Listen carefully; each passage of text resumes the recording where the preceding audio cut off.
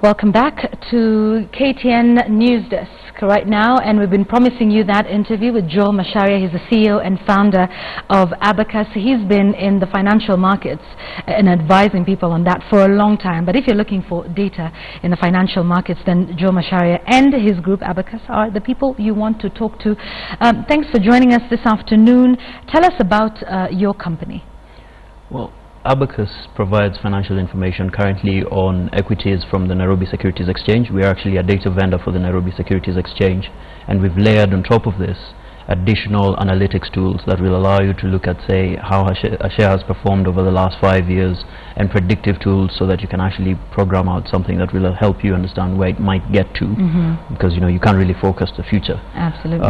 But we've started off with the equities market in Nairobi, but we're also expanding very soon to cover the debt market, so that's bonds and corporate bonds and treasuries from the government, and the derivatives market. As soon as it's ready, we're actually testing that connection as we speak, and hopefully rapidly expanding across Africa, starting off with Nigeria and possibly several other electronic markets across the continent. All right, and we'll get to what you're doing and your plans for the region as well.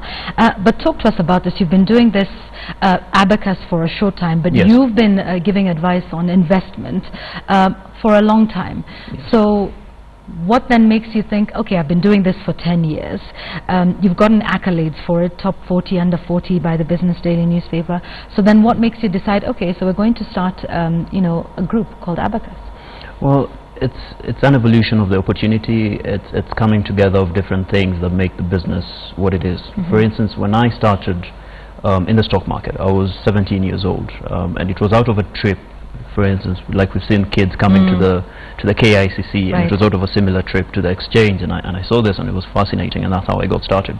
But over the next few years, I mean, starting 2007, we've seen a very rapid uptake of the internet, and it's become very easy for people to access it. We've seen the uptake of smartphones, and that kind of evolution is what leads now to changing the perspective. Should I keep trying to train people in person, or can we scale globally by using the internet, which now is a very new, very powerful medium that's availed itself to us over the last few years.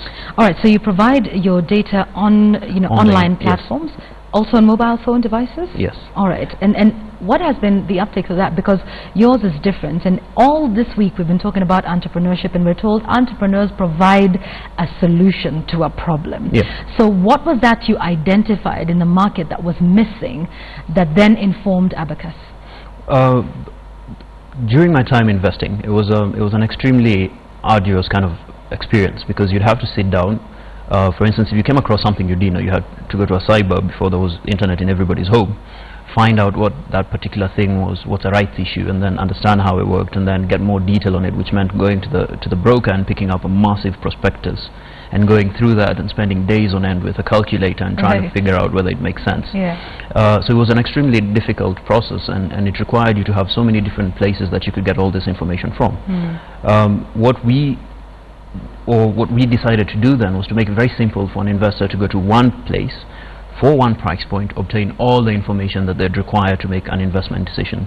So if it's tracking the news, you're actually able to see this news is about Safaricom. Is it positive? Is it negative? You're able to see, okay, you know what, this is some interesting news about Safaricom. How have their financials been growing over the last 5 years? And on the same website, you can get that information. And that's what's different about it, the analytics, and it's just going beyond this is the share price today, this was the share price yesterday. That's true, All right. So providing this information, how does that help? What has been the feedback from some of the people who've consumed your data? What are they saying about it? So the feedback has been that it's very interesting, because we've invested a lot in the design of the website. So of course the first thing that people say, wow, this is a beautiful website, and as much as it's providing financial, important. It is for usability. It is. That's true. As much as we're providing financial data, but then we also start to see a lot of people saying it's very comprehensive, because we also have a research team that's knocking on doors for these listed companies and saying, hey, you guys don't have a website, so we can't get any information about you. Can you provide us with this particular bits of information? And then we put those on the website. Who are your directors? Who are your key staff? Who's the CEO? Who's the HR manager? What other companies have they been involved in? So that way you can track and see, has this guy, if you're looking at, say, people who have a reputation for doing very well. Look at Mugo Kibati with his experience at Vision 2030. Vision 2030, yes. and just before that when he was at East African right. Cables, and yes. now with Pan-African Insurance. You want to look at East African Cables over Mugo's time and see how did this company perform. And that informs your decision to invest in Pan-African Insurance now. Yeah. Okay, so enabling people to make informed decisions. Yes. Let's talk a bit about the environment for startups and entrepreneurs in this country. We were talking to the Cabinet Secretary for Industrialization earlier on, and I was talking about, access to funding and banks and that sort of thing. Two-pronged question. One, do we present this right sort of image to financial investors, to angel investors that says, look at our company, it is sound, that financial institutions are unnecessarily averse to risks? They are. I think that unnecessarily averse, and I think there are very many ways in which the market can evolve to actually help distribute this risk. Rather than having a financial institution bearing all of it, we hear of things like securitization of certain kinds of loans, like mortgages, where instead of the bank holding that mortgage for 10 years, right. they'll be able to offload it to a different investor. But also on the side of companies, we've seen a lot of evolution being required in terms of reporting structures. I've consulted for a company that was doing millions of shillings in turnover every month, but it runs out of somebody's personal bank account, right. which is the same place she's paying her rent out of, her fuel. So that kind of makes it very difficult for an investor looking to put money into this business to actually tell, am I just going to fund somebody's lifestyle here, or is this actually going to go into the business? How do you separate those two? And so there's still a bit of evolution that's required. There's still a lot more learning that's needed, particularly among the very young entrepreneurs, in terms of understanding why you should keep very good records, in terms of understanding what the structures are for, having a board of directors and what it's supposed to do, an incorporated company, and getting all these things in place. So there's still that kind of growth that's required with local enterprises here. Okay, and you were able to do that because just taking a look at the profile of Abacus, you have directors, you have a chairman of the board, so you were able to learn this very quickly, but then again you've been in this field for a while. Yes, and I think one of the biggest benefits to having a board is that I'm forced to think through pretty much anything that I might do, because once you've got people around you who are asking you, they're not involved in your business every day, they don't understand what's coming in, what's going out in the minute. So by the time you're making a decision to do something, you need to be accountable to somebody. And if you look at the profiles of these people, they're no nonsense people. They're people who've established themselves in their particular industries, and it's not easy for them to get to where they are. So it becomes it forces the business as Abacus to actually operate at a very stringent and a very professional manner, rather than just saying, you know what, I'm just going to pull out a few thousand shillings, go to Mombasa, and then I'll pay it back into the business. If that shows up on my records, my director's asking, so what is this expense? What is it? Why? And your directors have some good experience. I think collectively it's over decades of experience.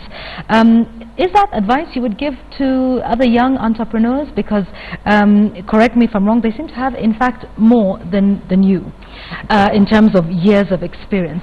How does that work? Does that help, do you find, in terms of just also playing a directorship but also a mentorship role, if you like? That's true, and it can go in two ways. You can have directors who are very helpful to the business, like we've had with Abacus. We have fantastic directors. Or you can have directors who end up having personal kinds of vendettas against you, or might have something that they're trying to achieve through you. So you have to pick your directors very carefully. But with what I've seen is that they have maybe twice, thrice as much experience as I have, twice as many connections as I do. So it means when I'm trying to get somebody that might make a decision on something we're trying to move forward on, I just call one of my directors, he calls his friend, and I get the connection that I require. So that's been part of the advantage to it. But also I guess being young as well, a lot of young entrepreneurs feel that they've got everything sorted out. Right. And so it's my idea. They tend to be very protective, and understandably so, because it all happens in your head in the beginning, and it's like your baby, and you want to sort of be protective. But I guess having a board of directors is important, like you say. Talk to us about your plans for expansion. So right now you're giving financial data for the Nairobi Securities Exchange. We understand you have plans to expand this? To expand, the goal for Abacus is to provide one account that allows you access to all African markets. Because what we've seen, and in the papers, is we've seen a lot of foreign investors pulling their money out and going to Nigeria to invest there, and it's a lot easier for them to do so because they've established these kinds of connections. Whereas local institutional investors, local retail investors might have to take their money out of the market and then sit and wait for the market to actually behave before they put their money back in which case then you want to provide an opportunity for somebody who's looking at the Nairobi Securities Exchange is not performing as much as they'd like to, can quickly move their money into Malawi or into Ghana. So we're looking at expanding across Africa. I'll be traveling to Nigeria next month, and hopefully from there we'll be able to establish some connections with the exchange there as well. So we're talking about entrepreneurship because President Barack Obama is coming and he's driving that agenda, and it's interesting because we've talked to some people who will be there and you will not be there. So what are your hopes for this summit, and what advice would you give to others, because there's many other young Kenyans who have great ideas, who have startups, who have actualized those ideas but will not be present at the Global Entrepreneurship Summit. What are your hopes and what's your advice to everybody who will be watching this from the sidelines? Well, the summit is actually limited, let's say, to about 3,000, 4,000 people. But what it's brought in is there have been significant opportunities around this. For instance, the pre-GES Expo at KICC, of which we are a part, was a free expo where, typically would cost you, if organized by a private entity, would probably cost you a few 100,000 shillings to exhibit at. But they provided this for free for a lot of different kinds of levels of businesses. And those kinds of opportunities have presented themselves around the GES. For those, there's a lot of opportunity outside of the GES, and not necessarily saying, you're going to sell a T-shirt to guys or something of the sort. It's not a quick cash opportunity.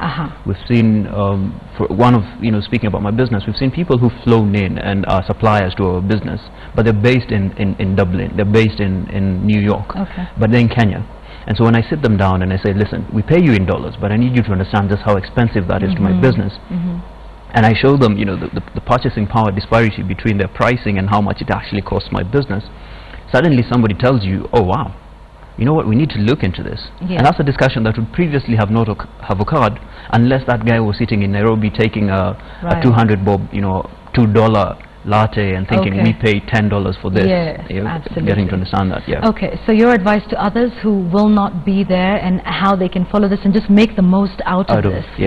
There's a lot of events that are happening around it. We've got, for instance, on Sunday, Brian Chesky, who's the founder of one of the largest online startups, Airbnb, the global billion-dollar startup. Well, not startup, it's a billion-dollar business.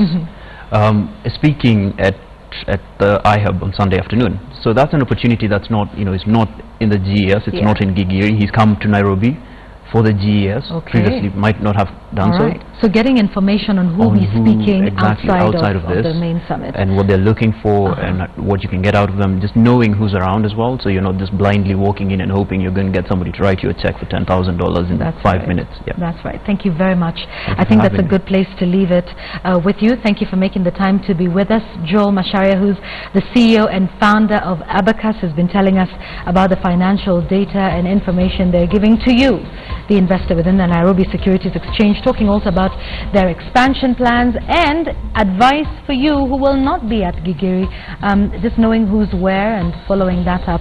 A great time for this country. Thank you very much, Joel Macharia. So that's it for KTN News Desk this afternoon. I really want to thank you for joining us today. My name is Yvonne Okwara Matole, but do stick around on KTN News because Business Today with Joy Doreen Bira is up next.